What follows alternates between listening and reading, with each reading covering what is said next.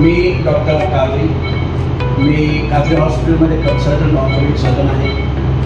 आमच्या काजरी हॉस्पिटलमध्ये सर्व प्रकारचे ऑर्थोपेडिक ऑपरेशन होतात। लोकसभा निवडणुकीची रणधुमाळी सुरू आहे। सोलापूर राखीव लोकसभा मतदारसंघ महाविकास आघाडीमधून काँग्रेस पक्षाला मिळाला असल्यानं काँग्रेस आमदार प्रणिती शिंदे यांना उमेदवारी जाहीर झाली आहे, तर दुसरीकडे महायुतीमधून हा मतदारसंघ भारतीय जनता पार्टीला असल्यानं अद्यापही भाजपाचा उमेदवार जाहीर करण्यात आलेला नाही। आमदार प्रणिती शिंदे यांनी मतदारसंघातील एक प्रचार दौरा पूर्ण केलाय। सोलापुरातही संकल्प मेळाव्याच्या माध्यमातून तीनही मतदारसंघात वातावरण निर्मिती केली आहे। या मेळाव्याला महाआघाडीमधील केवळ शरद पवारांच्या राष्ट्रवादी यांचे पदाधिकारी उपस्थित दिसून आले। उद्धव बाळासाहेब ठाकरे शिवसेनेचे पदाधिकारी अध्यक्ष दिसले नाहीत। आगामी होणाऱ्या महापालिकेच्या निवडणुका तसेच विधानसभा निवडणुका त्यासाठी आमची यंत्रणा आतापासूनच कामाला लागली आहे, अशी शहराध्यक्ष सुधीर खरटमल यांनी माहिती दिली। दरम्यान रविवारी सोलापुरात सुशील रसिक सभागृहात शरदचंद्र पवार राष्ट्रवादीची मंथन बैठक आयोजित करण्यात आली होती, त्यावेळी ते बोलत होते।